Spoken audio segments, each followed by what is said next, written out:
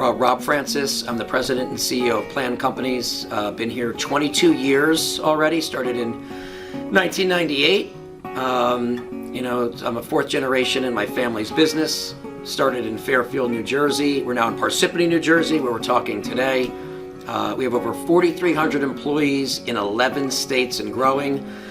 When I started, we had about 300 or 400, and really we're Northeast based. New Jersey, New York, Pennsylvania, and proudly over the last 20 years, we've expanded into the Mid-Atlantic, Maryland, Virginia, DC, Atlanta, San Francisco, and really the Northeast corridor through in Atlanta, the Carolinas, and San Francisco.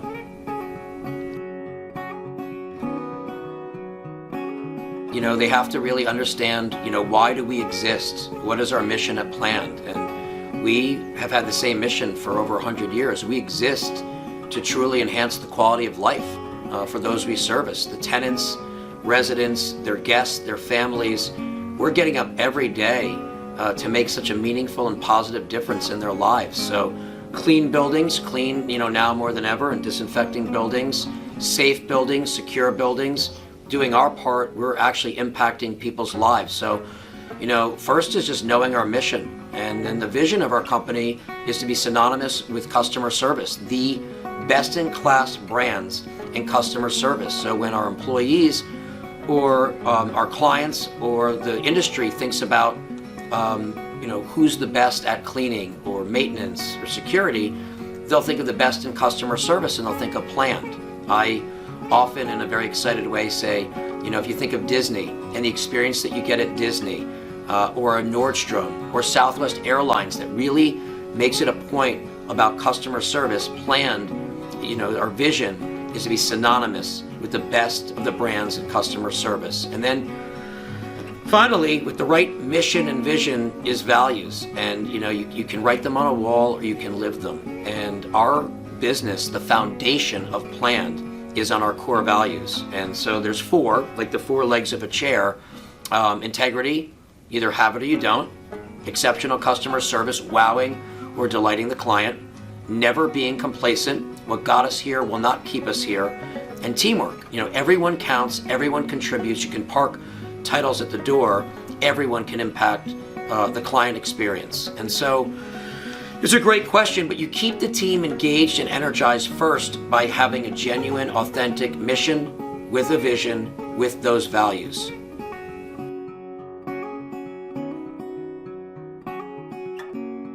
So once your mission, vision, and values are set, it's actually bringing in individuals who really embody those values, who are passionate about your mission. So I often get told, oh, you guys, you all pick off the same labor pool.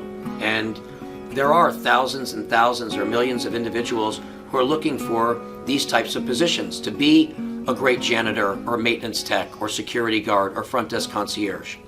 At I-P.L.A.N, like another four-generation business, the Nordstrom family, we hire specifically for a skill set, or should I say a value set, that you can't just find from everybody. So we created I-P.L.A.N. Nordstrom hires for attitude, they train for skill. At I-P.L.A.N, we hire for integrity. Either have it or you don't.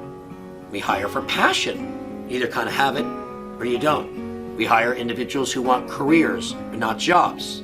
So for longevity, we hire for your attitude, being positive. And again, you can't make someone a positive person who has integrity, but you can screen diligently and methodically to make sure they have those characteristics. And never being complacent, that they look at the world and they look at the job site and they say, how can we make things better? We call it I-P.L.A.N. And so to make sure that you have an energized and engaged workforce, first make sure that you're bringing great individuals in who can really live your mission. And that is a huge differentiator at I-P.L.A.N. So then once they're in, you've taken the time to professionally screen and to make sure that you're bringing individuals that embody those characteristics.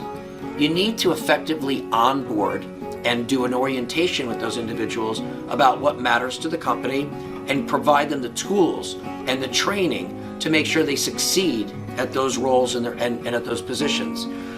So you never get a second chance to make a first impression with one of your associates, one of your employees. You never get a second chance to make a first impression with one of your clients. So we take it seriously. The first 30 days of how an individual comes in, how they're onboarded, how they're empowered, how we engage. And then we back it with a new hire survey to see after the first 30 days what the experience was like for the new associate coming in. That's vital, and it's made a big difference for us.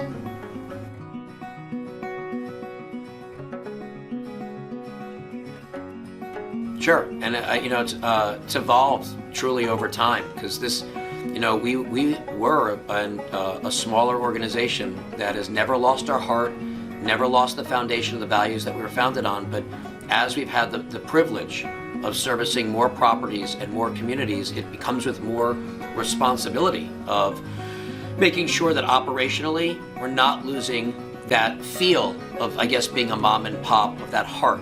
So we have a very robust and engaged operations team that I believe is 100 strong, literally 100 individuals that when we were smaller, it'd be one ops manager or two ops managers. But as the portfolio has grown, the ops team has grown. With it, we now have executive directors, vice presidents, and a COO. And we push the initiatives I've talked about, living our core, service awards, the training, PECs, the communication system. We do a team NPS to hear the voice of the employee survey. It's anonymous to make sure we're getting feedback on how the employees are feeling about the company and their management, to make sure that we're listening to the voice of the employee. We do the same net promoter for our clients as well. So the ops team has evolved in a way to make sure that we didn't lose the heart and soul, but that we kind of moved with the times of a growing organization to have 4,300 strong and growing in 11 states. With that came IT, and the group that was consulting for us, Software Dynamics, we had the privilege or the excitement of getting their company in-house. And by doing so, we built a tech team with programmers, with network and break-fix repair individuals to make sure that our team is armed with the latest in technology. And boy, our technology is really making a difference, from now health and wellness verifiers when employees check in to work to make sure they're healthy and those that they're coming in contact with are healthy, to our workflow of inspections, to making sure that we are transparently completing our job functions and sending pictures and things that we're going to address to our clientele,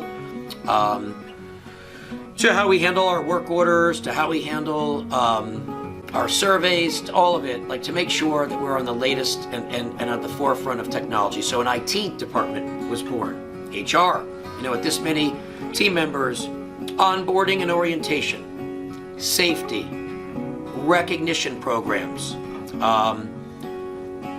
safety programs, as I mentioned, but employee communication and relation matters. Like you can imagine that we are making sure that we are bringing in, and recruiting is its own team as well that's built and robustly is now filled out, to make sure that we are recruiting using the I-P.L.A.N methodology, and that our HR team with recruitment is making the employee experience from day one through day 10 years in, 20 years in, as engaging and as meaningful with the right support. So HR then grew.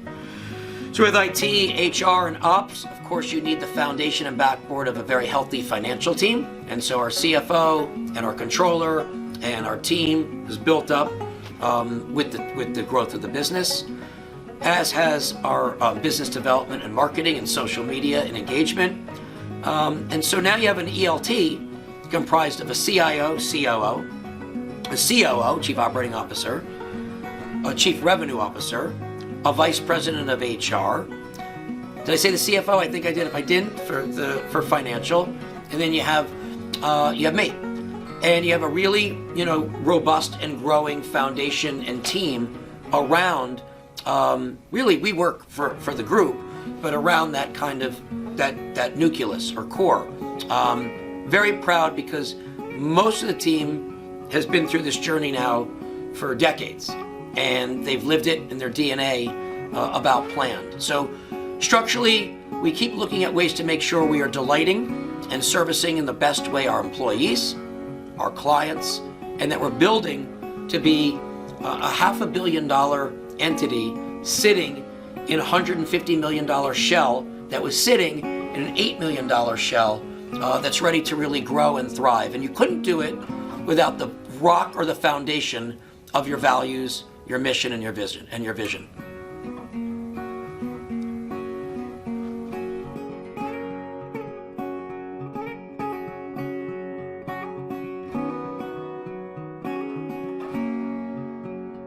So great question. First, to mobilize in any of these unexpected events, and it is an absolute, again, 22 years, the pandemic, I've seen hurricanes, I've seen floods, I've seen major snowstorms. Sadly, I lived in New York, and my family experienced 9/11. It has been, we've had challenges. This one is certainly one that is taking a toll. You do need a group that is willing to get up every day and deliver. And that starts with actually having a culture that is committed to delivering great service. And so our group, fortunately, really didn't miss a beat in terms of getting up every day and honoring, our mission and knowing that we had to deliver the service. We always viewed ourselves as essential. When your mission is to enhance the quality of life for those that you're working for and with, you take a sense of pride that you're going out there and doing your best to help. So, I honor and I'm so passionate and proud about our team, but also first responders, doctors, nurses, police, firefighters. They're out, sacrificing and doing something that's moving us forward. And so our janitors and maintenance techs and security guards and concierge, no doubt, they are moving everybody forward. So first is you really do need a culture that your individuals that are there are going to get up in the worst of times, in the best of times, and deliver. And I-P.L.A.N is very fortunate to have that. Now back that with infrastructure, that you have the resources, tools, and capabilities to mobilize additional teams, to get the supplies and equipment, to immediately jump into kind of emergency mode and action, and to really rally others around you to work with you, the vendor community who you need to work with I-P.L.A.N. We need our suppliers and other first responders and those in restoration or in painting or in other groups to join us and help us. We're all literally in this together. So the relationships we've made, the trust that we've established, we were able to effectively work with, communicate with, respond with so many amazing others in the industry. So I think that's where your values, come to life. So your culture, your infrastructure, your values alone allow the toughest times to get responded to in a way that you've got an organization that can make a difference and that cares. And I know many others in our space have, and I applaud them and I recognize them. I have a lot of friendly competitors in the industry, and I certainly admire what their teams and what they're doing as well, because all of us together have come together on these webinars, on coalitions, to ensure that our teams are healthy, are getting the right equipment, are getting the right messaging and communication, and that we can, on a moment's notice, respond to the next snowstorm, the next fire, the next flood, and be there for our clients. And so I think that combination has made us quite valued and valuable to the industry.